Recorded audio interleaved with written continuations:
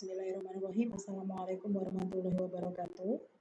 Pada pertemuan hari ini, saya akan memberikan materi tentang bagaimana sistem informasi manajemen itu mencapai keunggulan operasional dan kedekatan dengan pelanggan yang difokuskan pada aplikasi perusahaan. Jadi, sebenarnya materi tentang fungsi-fungsi dari sistem informasi manajemen untuk fungsi organisasi itu sebenarnya sudah pernah saya singgung di materi sebelumnya. Baik, saya akan langsung memulai untuk materi hari ini gitu ya tentang aplikasi perusahaan. Jadi kalau kita bicara tentang sistem informasi di fungsi organisasi, itu sistem informasi itu bisa diterapkan baik secara internal maupun eksternal perusahaan. Kalau kita bicara secara eksternal, itu berarti sistem informasi yang ada ditarik keluar untuk menjangkau ke pelanggan. Kalau secara internal, berarti sistem informasi itu dapat diterapkan di dalam fungsi-fungsi organisasi ataupun di tingkatan-tingkatan organisasi.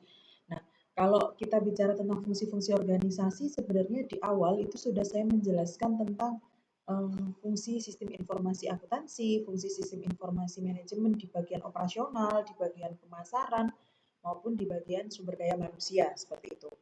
Nah, kemudian ini adalah seperti piramid ya tentang penerapan sistem informasi pada level fungsional di dalam organisasi. Jadi kalau kita bicara tentang fungsi organisasi itu kan bagian atas itu adalah perencana strategik, biasanya disebut sebagai CEO, ya kan? Dia adalah manajer atas. Nah, manajer atas ini fungsi sistem informasi yang mereka gunakan itu juga berbeda dengan manajer-manajer yang ada di bawahnya. Yaitu apa? Di situ ada EIS, Executive Information System. Kemudian yang kedua adalah manajer menengah. Manajer menengah ini pengendali manajemen. Biasanya dia adalah kepala bagian seperti itu. Nah, pengendali manajemen sistem yang mereka gunakan juga berbeda. Di situ ada DSS, Decision Support System. Kemudian ada Group Support System, ada Global Information System. Kemudian ada Expert System atau sistem pakar. Nah, selanjutnya itu adalah tingkatan level paling bawah, yaitu manajer bawah atau pengendali operasional. Di situ ada departemen keuangan, pemasaran, sumber daya manusia, maupun departemen produksi. Nah, maka mereka menggunakan sesuai dengan bidang masing-masing. Yang departemen keuangan menggunakan SIM keuangan.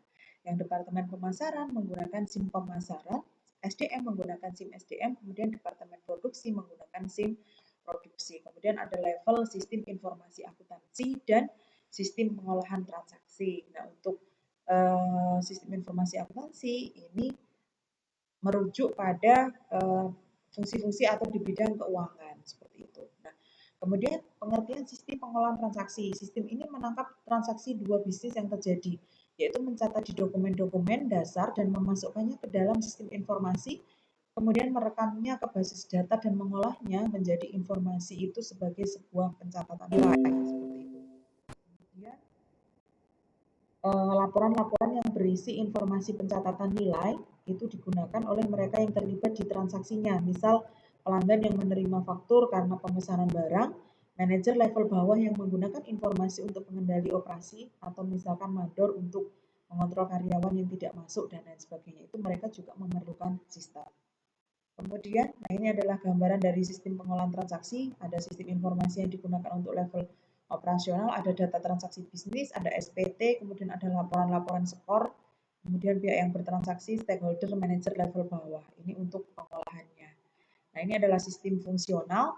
Sistem fungsional di sini ada sistem informasi akuntansi, ada sistem keuangan, pemasaran, produksi, dan sistem SDM. Ini kalau kita bicara tentang bagaimana peran yang namanya sistem informasi itu di dalam fungsi-fungsi organisasi. Oke, mungkin saya akan singgung satu persatu ya. Kalau yang sistem informasi akuntansi itu adalah sistem informasi yang merekam dan melaporkan transaksi bisnis, aliran dana dalam organisasi dan menghasilkan laporan keuangan, atau sistem informasi yang merubah data transaksi bisnis menjadi informasi keuangan yang berguna bagi pemakai. Tujuannya apa? Mendukung operasi sehari-hari. Nah, sistem informasi keuangan akuntansi ini biasanya berupa laporan laba rugi, laporan neraca, laporan keuangan, atau kinerja perusahaan seperti itu.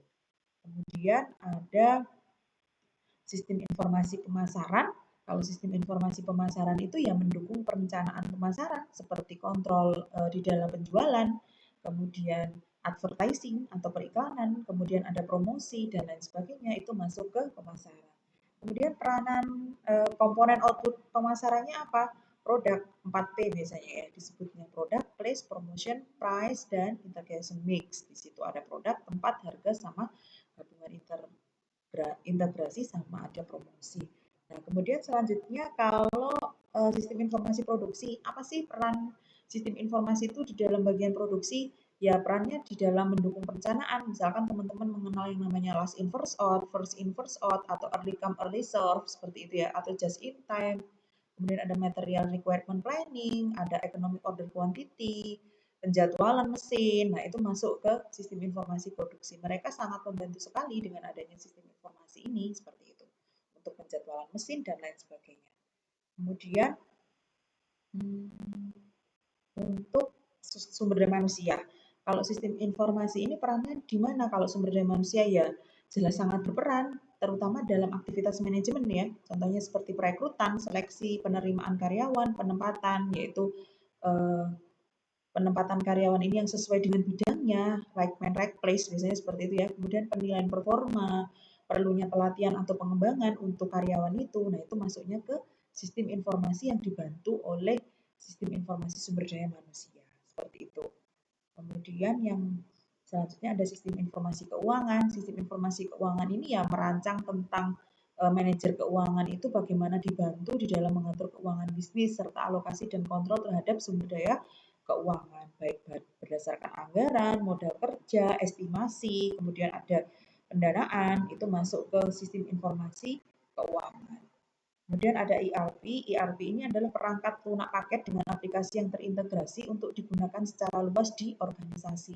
Nah, aplikasi ERP ini meliputi fungsi-fungsi akuntansi, keuangan, sumber daya manusia, pemasaran, dan logistik. Maka Enterprise Resource Planning ini sampai saat ini tuh masih banyak sekali digunakan oleh perusahaan karena sudah terintegrasi banget gitu ya. Jadi mereka sudah lengkap, masuk ada bagian keuangan, akuntansi, sumber daya manusia, pemasaran, dan logistik.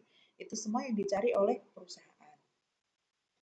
Kemudian manfaat ERP ada integrasi data yang akses data ke unit bisnis lain. Jadi mereka nge-link seperti itu. Menyediakan cara untuk melakukan bisnis yaitu rekayasa proses bisnis atau menyediakan kemampuan global lewat proses bisnis yang umum dan kelas dunia. Itu terkait bisnis. Kemudian ada beberapa penjual atau vendor dari ERP itu adalah SAP misalkan ya. Ada System Analysis and Programming didirikan tahun 1972 di Jerman. Kemudian ada BAN, ada GD Edwards, ada Oracle, ada PeopleSoft, itu adalah pemilihan-pemilihan vendor. Nah, ini adalah produk-produk SAP ya. Ada SAP R/2, R/3, R/3 dirilis, kemudian munculnya mysub.com. Nah, ada supply chain management, life cycle management. Nah, ini ada modul-modul yang ada di dalam SAP. Oke, saya rasa itu pembahasan tentang bagaimana peran yang namanya sistem informasi itu di dalam fungsi-fungsi organisasi. Terima kasih. Sekian, Assalamualaikum warahmatullahi wabarakatuh.